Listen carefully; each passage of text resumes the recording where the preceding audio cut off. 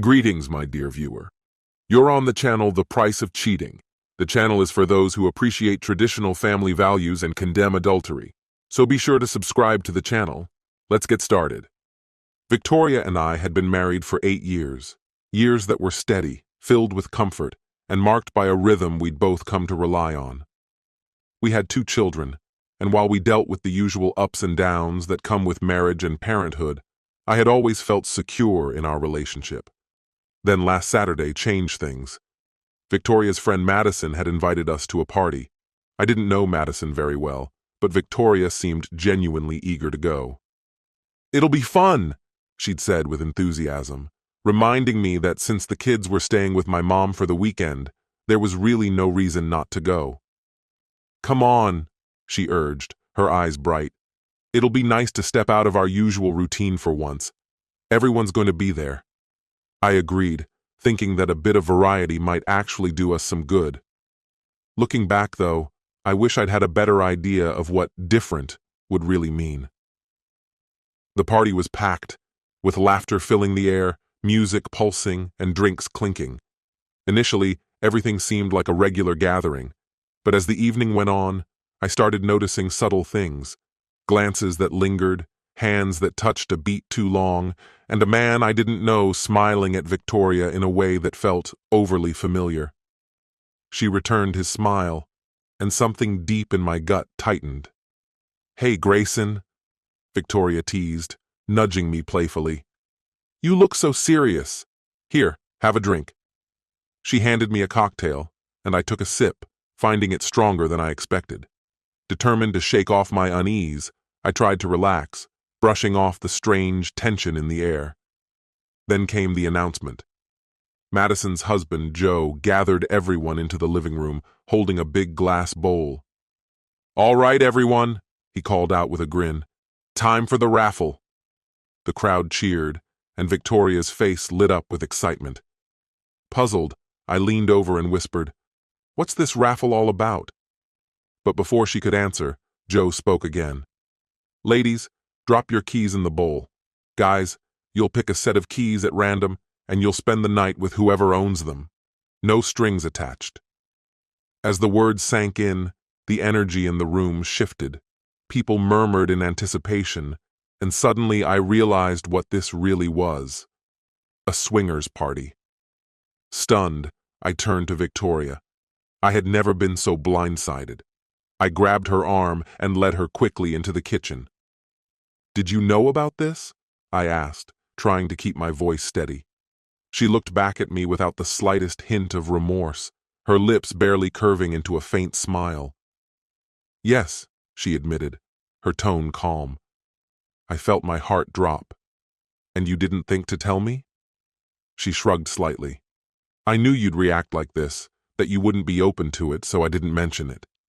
It's just one night, Grayson, a night of fun. People do this all the time. They say it's healthy for relationships." I felt like the ground was disappearing beneath my feet. "Victoria, I thought we were coming to a normal party, not whatever this is." She sighed, rolling her eyes a little. "It's just one night. We're already here, so why not give it a try? You're making a bigger deal out of it than necessary." She went on, "Both of us get to have a new experience, just for tonight. It doesn't mean anything." Doesn't mean anything? I almost laughed at how surreal it sounded. You honestly believe that sleeping with other people doesn't mean anything? Since when has that ever been an option in our marriage? Get your purse. We're leaving. Her expression hardened, and she crossed her arms. "Grayson, listen. I'm tired of everything feeling the same. Sometimes I feel invisible, like I'm only a mom and a wife. I need this. I need to feel noticed, to feel wanted." "Is that truly what you're looking for? Another man to make you feel seen, desired?" I asked, struggling to steady my voice. "What about me? Isn't that supposed to be my place?" Her gaze drifted to the floor, her response soft but unwavering. "It's just for tonight. I'm not searching for love. This isn't about feelings," she said. Her words landed hard, and I took a step back, absorbing their weight. "And you expect me to simply go along with this? She looked back at me, her expression unflinching. You don't get it, Grayson. This has nothing to do with love. It's just one night, something to revive us, to bring some novelty to our marriage. Disbelief and fury surged within me. We're leaving now, I said, anger seeping into my tone. I took hold of her arm, guiding her firmly toward the living room. Around us, others waited eagerly by the bowl, ready to draw keys and change partners for the evening, their eyes gleaming with anticipation. Victoria tried to pull away, but I kept my hold steady. Turning to face the room, I raised my voice, my frustration clear. No one mentioned what kind of party this was, I declared, my gaze sweeping over the group. I'm not sharing my wife with anyone. Not tonight, not ever. This is absurd. I reached into the bowl, grabbing a key with a red keychain, holding it up as if to make a final statement. This marriage is sacred. I won't tolerate this, not for an instant. A few people murmured, but I ignored them entirely. Victoria's face flushed, a mix of anger and embarrassment playing across her features. I turned to her, issuing an ultimatum. You decide, Victoria. Leave with me now and put all this behind, or stay here and don't expect me to wait around. I'm leaving. The room went silent, every eye fixed on her as she took a slow, tense breath. At last, she spoke, her voice taut with irritation. I apologize for my husband's reaction, she said to the group, her gaze lingering on them. I'd like to stay, but I suppose it's best if I go. Reluctantly, she followed me out to the car. As soon as we were inside, she turned to me with barely contained fury. You're unbelievable! Do you even realize how humiliating that was? We'll never be invited to anything like that again. Humiliate you? I retorted, struggling to keep my voice steady. What about how you humiliated me? Not even telling me that you intended to spend tonight with another man. You could have chosen a woman instead, and we both could have found something to enjoy.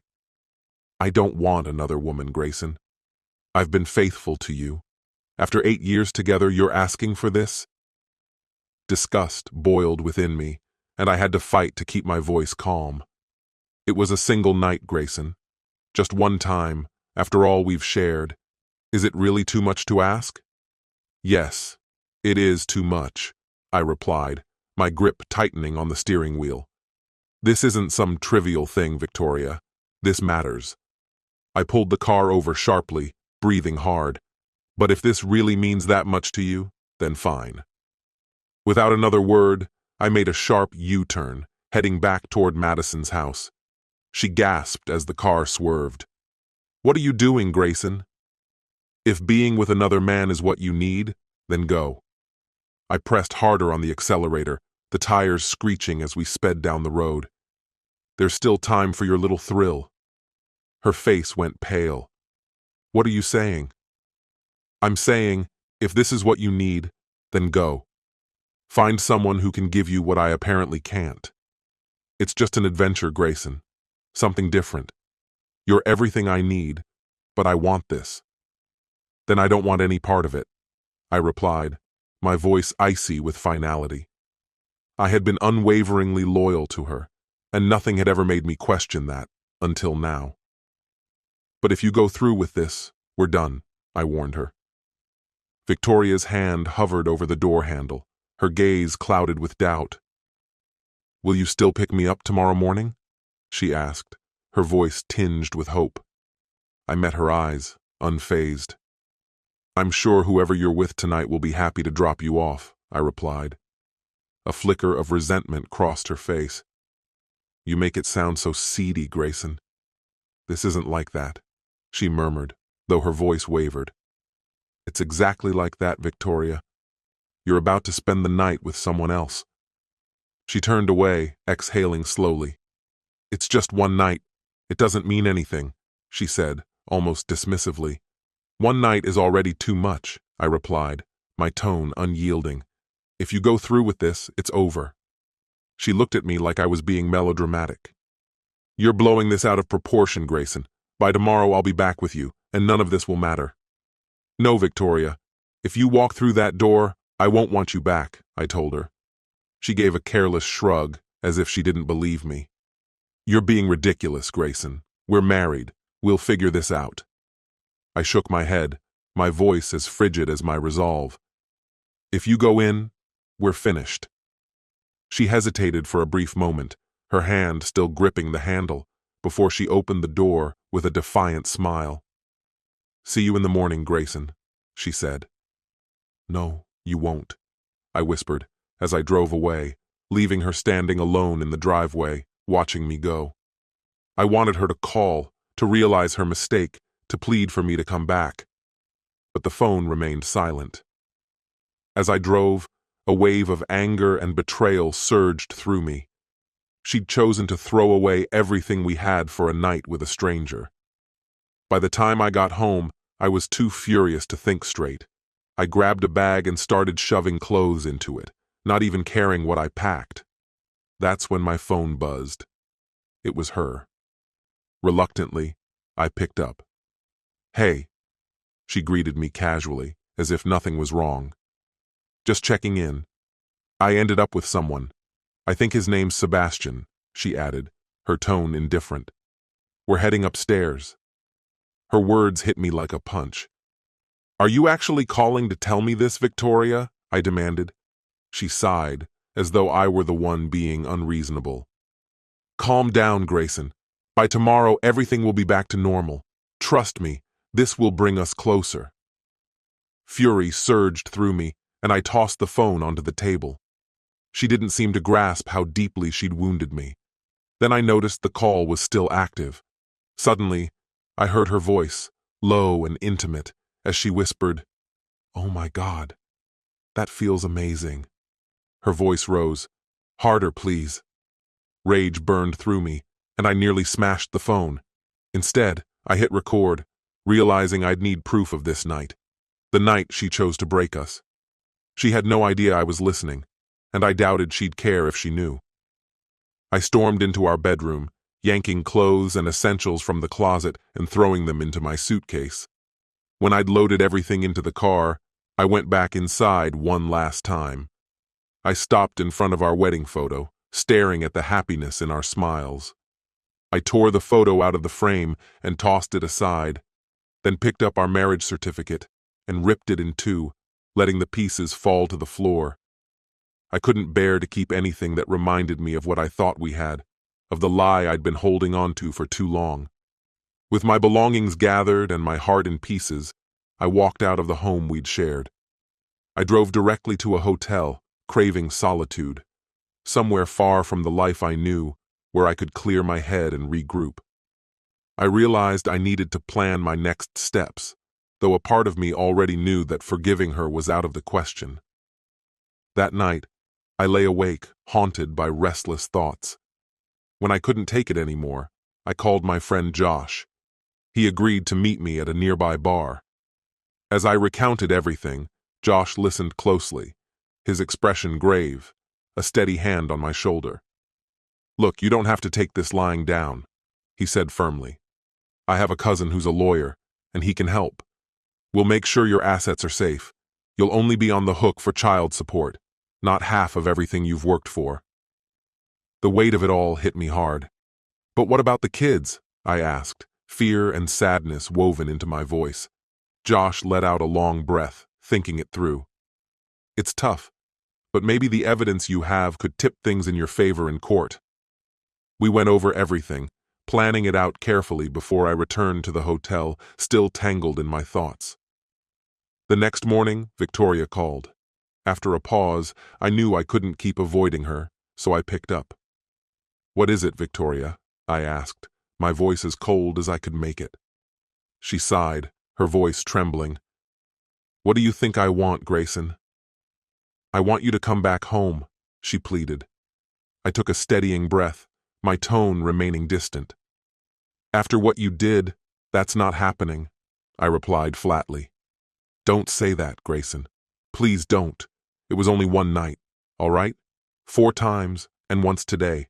I needed it, and you don't understand." Her words were raw, almost frantic. "Victoria, what you've done can't just be undone. This wasn't a small error.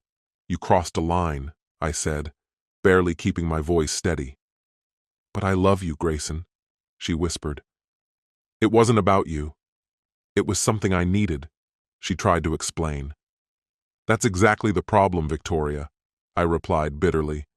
You only thought about yourself, not about me or our kids.